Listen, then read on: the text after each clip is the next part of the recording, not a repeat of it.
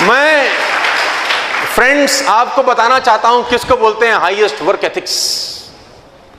काम के बीच में कुछ ना आने पाए, इसको बोलते हैं हाईएस्ट वर्क एथिक्स। हमारे यहां तो समस्या क्या है, जुकाम हो जाता तो आज छुट्टी कर ले, आज तबीयत ठीक नहीं जी, आज मासी की बेटी की शादी है, क्लास में क्यों नहीं आया, आज मासी की बेटी की शादी थी। पर्सनल प्रॉब्लम्स को एजुकेशनल प्रॉब्लम में कभी मिक्स मत करना आप लोग। अगर आप जिंदगी में वाकई में टारगेट हिट करना चाहते हैं बहुत बड़ा, कभी जिंदगी में अपनी पर्सनल प्रॉब्लम्स को एजुकेशन के आड़े मत आने देना, क्योंकि पर्सनल प्रॉब्लम तो हर दिन कोई ना कोई खड़ी हो जाएंगी ना। कभी ना कभी नलके में पानी नहीं आ रहा हो तो बाप बोलेगा प्लम्बर को बुला ला।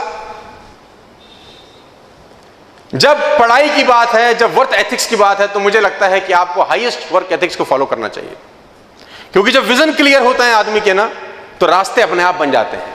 और जब विजन क्लियर नहीं होते तो फिर कहानियां बनती हैं, मैं सफल क्यों नहीं हो पाया, क्योंकि, फिर क्योंकि के बाद बहुत सारी कहानियां होती हैं। पेपर बाहर से आ गया था, हमारे पास एक सेट फॉर्मूला था बचपन में, एग्जाम बाहर से आ गया था। जो बच्चे अक्सर, आप लोग तो खैर नहीं करते होंगे, बढ़िया बच्चे हो, हमारे टाइम पे तो बच्चे बहुत नालायक होते थे। हम तो 33 वाले बच्चे हैं, 33 पास हो जाते तो बड़े खुश रहते थे। आजकल तो परसेंटेज का जमाना है। अभी करोड़ीमल में 100% कट ऑफ गया, दिल्ली में रहता हूं मैं, 100% कट ऑफ। मैं तो हैरान होता हूं कि बच्चे क्या लिखते हैं, 100%, बाप रे बाप। वो लड़की 99.9 लिख, तो मैंने उससे सोचा कि मैं उससे मिलूं तो वो क्या लिख के आई थी। करोड़ीमल कॉलेज की जो कट ऑफ निकली वो 100% निकली। 200 स्टूडेंट्स हैं, 100%, बाप रे बाप। अच्छा 200, आपको जान के और हैरानी होगी कि 200 में से 190 सीट्स में 100% वाले बच्चे आ गए, उन्होंने 3 सीट्स वैकेंट छोड़ दी, 99 वालों को एडमिशन ही नहीं दिया। तो किसी ने प्रिंसिपल से पूछा 99 वालों को भरते क्यों नहीं, बोला नालायकों को नहीं बिठाते इनके साथ। मैंने कहा बाप रे बाप, हद हो गई है। तो ये कहां जा रहा है सिस्टम। हमारे टाइम पे तो 33 आ गए तो बस खुश। तो मुझे क्रिकेट का शौक था, जब हम बल्लेबाजी करते थे तो जब 33 रन हमारे बन जाते थे तो हम बैट उठा लेते थे ऐसे। तो टीम बोलती थी 50 पे उठा, अरे मैंने बोला बहुत बड़ा नंबर है भाई हमारे लिए, हमें जिंदगी भर याद रहता है। अब देखिए तो कहानी कहां से कहां पहुंच गई है। तो मैं उसको बोलता हूं हाईएस्ट वर्क एथिक्स। कभी आपके लाइफ के अंदर बहुत सारे मोमेंट ऐसे आएंगे दोस्त, जब आपको डिसीजन लेना पड़ेगा कि इसको पिक करूं, या मैं आपको फॉर्मूला बता देता हूं पिक करने का। वहां कॉमन सेंस कभी कभी काम नहीं करती। मैं आपको सिंपल फॉर्मूला बताता हूं कि जब डिसीजन लेना हो तो डिसीजन किसके पक्ष में लें। सिंपल फॉर्मूला है मेरी लाइफ का, डिसीजन वो लें जो डिफिकल्ट लग रहा हो उस वक्त। जब भी दो चीजों में चुनाव करने का डिसीजन हो, हमेशा डिसीजन वो लें जो करना मुश्किल लग रहा हो। 95% लोग डिसीजन वो लेते हैं जो करना आसान लग रहा होता है। यहीं से डिफरेंस पैदा हो जाता है सारा का सारा। जब भी आप टफ डिसीजन लेते हैं लाइफ आसान हो जाती है, और जब भी आप इजी डिसीजन लेते हैं लाइफ टफ होती है हमेशा। Little efforts every day. एक साथ कभी भी आप जब स्टडीज करते हैं तो लोग मुझसे पूछते हैं कि क्रैक कैसे करेंगे एग्जाम, यार हमको क्रैक करने का तरीका बताओ। तो मैं बोलता हूं बड़ा सिंपल फिलॉसफी है। देखो सक्सेसफुल होना बहुत मुश्किल काम नहीं है। मेरे को जो 15 साल में एक्सपीरियंस हुआ है all over India, all over country, all over the world travel करके, और जितने भी सक्सेसफुल लोगों से मैं मिलता हूँ, जितने भी सक्सेसफुल लोग मेरे दोस्त हैं, बड़ी बड़ी कंपनी की सीईओज मेरे दोस्त हैं आज की डेट में, और उनका लाइफ स्टडी करने का मुझको मौका मिलता है। वो मुझसे पूछते हैं, मैं उनसे पूछता हूँ, एक्सपीरियंस शेयर होते हैं। तो मुझे समझ में ये आता है कि सक्सेसफुल होना बहुत आसान है। लोगों को लगता है बड़ा मुश्किल काम होगा, but all the simple things are not easy. All simple things are not easy.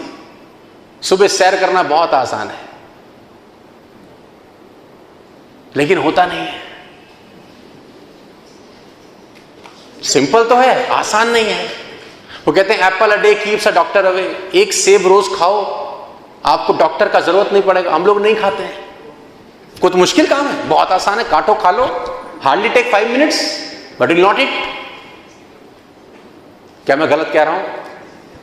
और कोई भी चीज एक दिन में डेवलप नहीं होती, it will take some time. अच्छा आपने मैकडी का बर्गर खाया होगा, है ना, पिज्जा खाते होंगे। ऐसा कभी हुआ आज तक कि पिज्जा खाया खटाक से तोंद बाहर आ गई? एक पिज्जा में खटाक कमर 28 से 48 होगी, कभी हुआ आज तक ऐसा?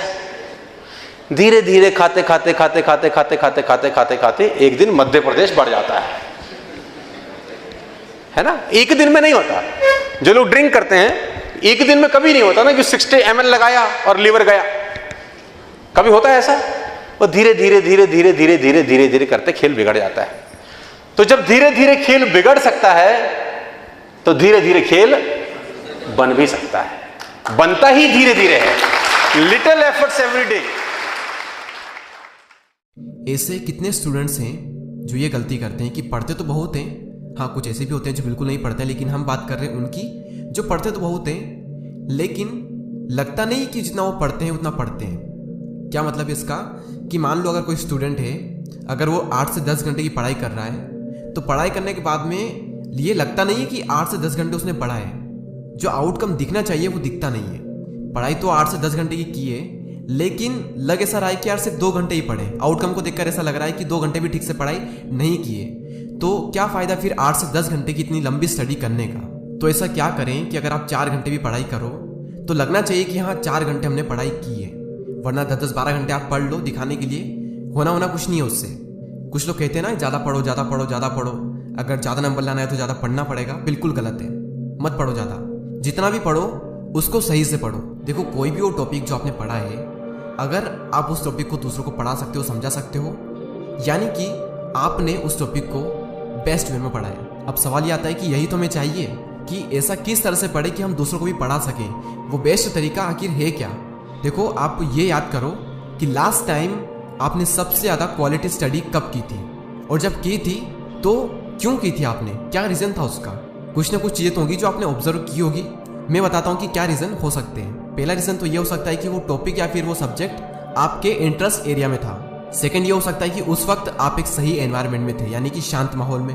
तीसरा ये हो सकता है कि उस वक्त कोई इमरजेंसी थी, यानी कि हो सकता है कि आप किसी टेस्ट या फिर किसी एग्जाम की प्रिपरेशन कर रहे हो और उस टाइम थोड़ी अर्जेंट फीलिंग होती है, इमरजेंसी वाली फीलिंग होती है, तो उस चक्कर में आपने थोड़ी इफेक्टिव स्टडी कर ली थी। एक ये रीज़न हो सकता है। या फिर फोर्थ रीज़न ये हो सकता है कि उस वक्त आपका मन लग रहा था पढ़ाई में, और आप में से मैक्सिमम का रीज़न शायद यही होगा। या फिर हम सेकंड वाले को भी इंक्लूड कर सकते हैं कि उस वक्त माहौल जो था वो बिल्कुल सही था पढ़ाई के लिए, यानी कि सबसे ज़्यादा इफेक्टिव स्टडी आपने तब की थी जब आपका मन लग रहा था। अब फिर से यहाँ पर एक सवाल आता है कि मन क्यों लग रहा था। आज हम थोड़ा डीप में चल रहे हैं तो थोड़ा ध्यान से इस वीडियो को देखना। अब सवाल यहाँ पर यह आता है कि मन क्यों लगता है, कैसे लगता है, कब लगता है, और हम अपने मन को कैसे लगाएं। देखो इमरजेंसी में मन लगे या ना लगे, उस वक्त तो हमें मन लगाना ही पड़ता है, हम मन लगा लेते हैं, लेकिन हम उसकी बात नहीं कर रहे। हम बात कर रहे हैं नॉर्मल टाइम में हम मन कैसे लगाएं पढ़ाई में। देखो एक तो मन तब लगता है जब एनवायरनमेंट बिल्कुल सही हो, यानी मान लो अगर घर पर सब टीवी देख रहे हैं और आप भी उनके साथ में टीवी देख रहे हो, तो आपका मन क्यों करेगा पढ़ाई करने को? क्योंकि आपको तो मज़ा आ रहा है टीवी देखने में, और जब एक तरफ मज़ा आ रहा है एक तरफ दर्द है तो माइंड तो डेफिनेटली मज़े को ही चूज़ करेगा। तो जिस वक्त आपको मज़ा आ रहा है किसी काम को करने में, तो उस वक्त तो आपको उस काम को छोड़ने का मन नहीं करेगा, और पढ़ाई करने का मन तो बिल्कुल भी नहीं करेगा। और वहीं दूसरी ओर अगर आपने घर में किसी को पढ़ता हुआ देख लिया तो कहीं ना कहीं आपके अंदर से ये फीलिंग आएगी कि यार मुझे भी पढ़ लेना चाहिए। तो मेरे अकॉर्डिंग एनवायरनमेंट का थोड़ा बहुत फ़र्क तो पड़ता है। दूसरा ये कि टाइम का भी फ़र्क पड़ता है कि आप कब पढ़ने बैठ रहे हो। दुनिया भर के फालतू के काम करके आ गए और जनाब फिर पढ़ने बैठ रहे हैं। आपको अपने अकॉर्डिंग ये पता होना चाहिए कि आपका माइंड किस टाइम पर सबसे ज़्यादा एक्टिव होता है, उसी टाइम पर आप सबसे ज़्यादा क्वालिटी स्टडी कर पाओगे। और ये बात आपके अलावा किसी को अच्छे से पता नहीं है कि आपका माइंड किस टाइम पर सबसे ज़्यादा एक्टिव होता है, सबसे ज़्यादा फ्रेश होता है, यानी उस वक्त आप कितना भी मुश्किल काम क्यों ना वो आप इजीली कर सकते हो। ये बात सिर्फ आप ही को पता है। तो वही टाइम आपको सेलेक्ट करना है और उसी टाइम पर आपको पढ़ने बैठना है। तो ये था दूसरा रीज़न टाइम का। और तीसरा जिनका कभी कभी मन लगता है, क्योंकि कुछ तो ऐसे होंगे ना जिनका कभी मन ही नहीं लगता है, इसलिए हम बात कर रहे हैं उनकी जिनका कभी कभी मन लगता है। वो इसीलिए लगता है क्योंकि उनको उनके फ्यूचर की चिंता है। देखो वैसे तो चिंता चिता समान होती है, लेकिन अपने भविष्य के लिए की गई थोड़ी सी चिंता आपको आने वाली कई सारी चिंताओं से बचा सकती है। और जिनका कभी कभार मन लगता है वो उन्हीं का लगता है जो अपनी लाइफ से संतुष्ट नहीं है। वो नहीं रहना चाहते जैसे वो अभी हैं, उन्हें उनके हालातों से नफरत है। वो ये नहीं चाहते कि उन्हें बाद में पछताना पड़े या फिर ये कहना पड़े कि काश यार उस टाइम पर ऐसा कर लेता, काश वैसा कर लेता। वो नहीं चाहते कि इस काश की जरूरत उन्हें भविष्य में पड़े। ये जो वर्ड्स होते हैं ना, काश में ऐसा कर लेता, काश वैसा कर लेता, ये वर्ड्स होते हैं लूजर के। जो विनर्स होते हैं, जो चैंपियंस होते हैं, वो पहले ही सारे काम कर लेते हैं, वो पहले ही कर लेते हैं ताकि रिजल्ट चाहे कुछ भी हो उन्हें बाद में ये ना कहना पड़े कि काश मैं ऐसा कर लेता, काश वैसा कर लेता। क्यों? क्योंकि सब कुछ ऑलरेडी कर लिया है, भले रिजल्ट कुछ भी हो, लेकिन हम ये नहीं कह सकते काश ऐसा कर दिया वैसा कर दिया, क्योंकि सब कुछ हमने ऑलरेडी कर लिया है। उसके बाद में रिजल्ट चाहे कुछ भी हो, ये ना कहना पड़े कि काश मैं ऐसा कर लेता। अंदर ही अंदर ये रिग्रेट नहीं होना चाहिए बाद में कि यार मजा नहीं आ रहा लाइफ में, कुछ ना कुछ मिसिंग है, काश पहले थोड़ी मेहनत कर लेता तो आज कुछ और ही होता। और इसी चीज को जो लोग पहले से समझ लेते हैं उन्हीं का मन लगता है। बस यही सीक्रेट है और कोई सीक्रेट नहीं है। तो मैं आपको सिंपली बता देता हूँ कि इस वीडियो में हमने क्या बात की है। सबसे पहले हमने बात की थी कि ज्यादा पढ़ना जरूरी नहीं है, जितना भी पढ़ रहे हो वो सही से पढ़ो, यानी क्वालिटी स्टडी करो। फिर सवाल ये आता है कि क्वालिटी स्टडी कैसे करें। देखो, क्वालिटी स्टडी तब होती है जब आपका मन लग रहा होता है पढ़ाई में, ठीक है। अब सवाल ये आता है कि मन कैसे लगता है और हमें कैसे लगाना है। देखो, मन लगता है पहला तब जब एनवायरनमेंट सही हो, दूसरा जब टाइम सही हो, यानी आपका माइंड बिल्कुल एक्टिव हो। ये आपको पता है कि आपका माइंड सबसे ज्यादा एक्टिव कब होता है, वो रात में भी हो सकता है, दिन में भी हो सकता है। और तीसरा ये कि उन्हीं का मन लगता है जिनको अपने फ्यूचर की चिंता हो, या फिर ये कहें कि वो जो पहले से ही अपने फ्यूचर को इमेजिन कर लेते हैं।